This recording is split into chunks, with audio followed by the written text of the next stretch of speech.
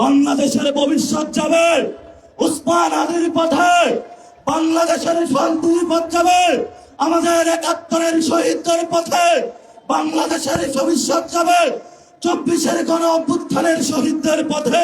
সরকার যে পরিকল্পনা করছে বাংকার বানানোর জন্য, আমরা সেই বাংকারে গিয়ে উপস্থিত হয়ে বলবো বাংলাদেশ স্বাধীন।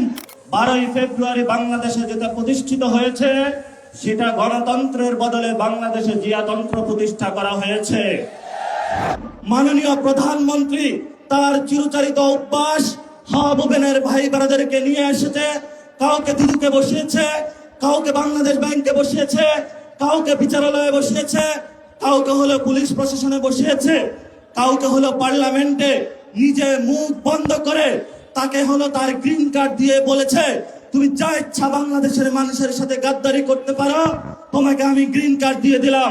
যে নির্বাচনটি হয়েছিল সেই নির্বাচনের মাধ্যমে গত 17 বছর আমরা অপেক্ষা করেছিলাম বাংলাদেশে গণতন্ত্র প্রতিষ্ঠা হবে, কিন্তু 12ই ফেব্রুয়ারি বাংলাদেশে যেটা প্রতিষ্ঠিত হয়েছে সেটা গণতন্ত্রের বদলে বাংলাদেশে জিয়াতন্ত্র প্রতিষ্ঠা করা হয়েছে। তারা আমাদের ব্যাংকগুলো দখল করেছে, তারা পার্লামেন্ট দখল করেছে, তারা বিভিন্ন জায়গায় দুদক দখল করেছে, সন্ত্রাসী কায়দায় 11 দলীয় জোটের যারা নেতৃবৃন্দ তাদের বাসায় হামলা চালাচ্ছে। জনগণের যে অধিকার রয়েছে, যেই ভিত্তিতে জনগণ ভোট দিয়েছিল, জনগণের হাতে এখন বালতি ধরিয়ে দিয়েছে, রাস্তায় সিরিয়াল ধরিয়ে দিয়েছে। আমরা যেখানে নিশ্চিত চেয়েছিলাম বাংলাদেশের মানুষ ব্যবসায়ীরা নিরাপদ থাকবে, আজকে একজন ব্যবসায়ী আমাকে বলছেন 6টার পরে হলো দোকানে কাস্টমার আসে, 6টার পরে হলো সরকার আমার দোকান বন্ধ করে দিয়েছে। পেট্রোল পাম্পের সামনে গিয়েছি, একজন পাঠা উবার চালক আমাকে বলছেন আমি এই বাইক চালিয়ে হলো টাকা ইনকাম করে আমার সেই গ্রামে বাচ্চাকে পাঠিয়ে থাকি, সারাদিন সিরিয়াল ধরে থাকি, যখন পেট্রোল পাম্পের সামনে যাই বলা হয় যে তেল নাই, আবার সন্ধ্যায় সিরিয়াল ধরি, আবার বলে তেল নাই।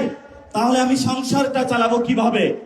বাংলাদেশের সাংবিধানিক যে প্রতিষ্ঠানগুলো রয়েছে সেই সাংবিধানিক প্রতিষ্ঠানগুলোকে আমরা যখন একটি নতুন বাংলাদেশে সংস্কার নিশ্চিত করতে চেয়েছিলাম, দুদকে সংস্কার নিশ্চিত করতে চেয়েছিলাম, বিচারালয়ে সংস্কার নিশ্চিত করতে চেয়েছিলাম, পুলিশ প্রশাসনের সংস্কার নিশ্চিত করতে চেয়েছিলাম, সাংবাদিক ভাইদের সংস্কার নিশ্চিত করতে চেয়েছিলাম, ব্যবসায়ী ভাইদের সংস্কার নিশ্চিত করতে চেয়েছিলাম, ব্যাংকিং খাতে সংস্কার নিশ্চিত করতে চেয়েছিলাম, সেখানে হলো মাননীয় প্রধানমন্ত্রী তার চিরচরিত অভ্যাস হাবুবেনের ভাই বোনেদেরকে নিয়ে এসেছে, কাউকে দুদুকে বসিয়েছে, কাউকে বাংলাদেশ ব্যাংকে বসিয়েছে, কাউকে বিচারালয়ে বসিয়েছে, কাউকে হলো পুলিশ প্রশাসনে বসিয়েছে, কাউকে হলো পার্লামেন্টে নিজে মুখ বন্ধ করে তাকে হলো তার গ্রিন কার্ড দিয়ে বলেছে তুমি যা ইচ্ছা বাংলাদেশের মানুষের সাথে গাদ্দারি করতে পারো, তোমাকে আমি গ্রিন কার্ড দিয়ে দিলাম।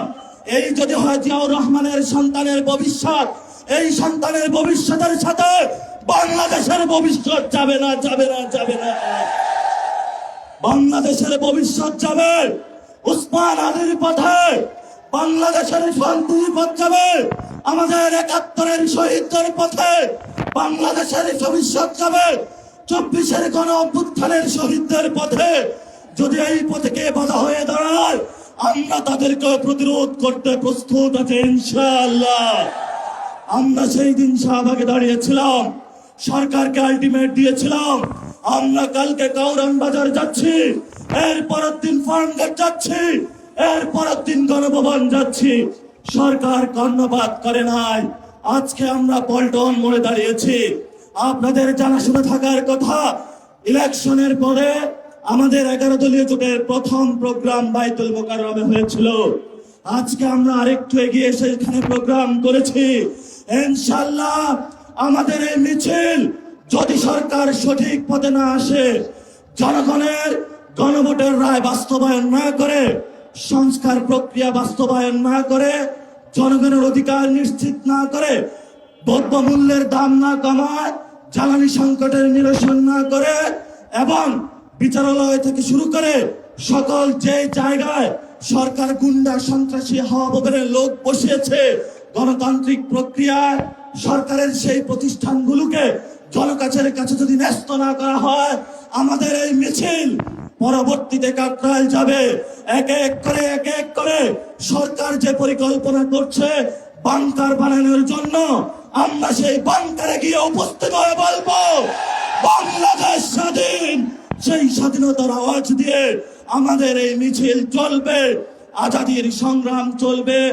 আপনারা দেখেছেন পার্লামেন্টে আমরা যেমন ডিসিপ্লিন, রাজপথ ডিসিপ্লিন। সরকারের প্রশাসনের ভাইদেরকে বলবো আমরা এখানে ডিসিপ্লিন কায়দায় আছি, ভবিষ্যতেও থাকবো।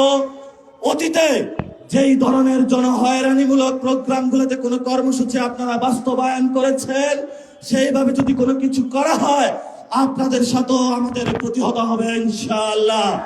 আপনারা আমাদের ভাই যারা মিডিয়া পাড়ায় আছেন, আমরা জানি আপনাদের যারা মালিক বৃন্দ রয়েছেন অনেক জায়গায় গিয়ে তারা তাদের আত্মসমর্পণ করেছেন, কিন্তু যারা সাংবাদিক ভাইরা যারা আপনারা আজকে এখানে ক্যামেরা ধরে আছেন, যারা রিপোর্টিং করছেন, যারা স্টাফ রিপোর্টার আছেন, যারা বিভিন্ন নিউজে এক্সিকিউটিভ পদে আছেন, আপনারা কিন্তু কারো কাছে মাথা বিক্রি করেন না, এটা আমরা জানি। আপনারা শহীদদের পথে আছেন, আপনারা আহতদের পথে আছেন, আপনাদের লড়াই জারি থাকবে। সচিবালয়ে যারা আছেন, আপনারা রাজপথে যে মানুষগুলো যুদ্ধে অবতীর্ণ হয়েছে এবার তাদের সাথে থাকবেন। সাথে সাথে যেই ব্যবসায়ীরা গুলশান অফিসে সিরিয়াল দিয়েছিলেন এখন আমাদের কাছে এসে কান্না করছেন, কান্না তখনই আমরা শুনবো যেদিন আপনারা গুলশান অফিসে লাইন বন্ধ করে জনগণের কাছে আসবেন, তবেই আমরা আপনাদের ওই দিন কথা শুনবো।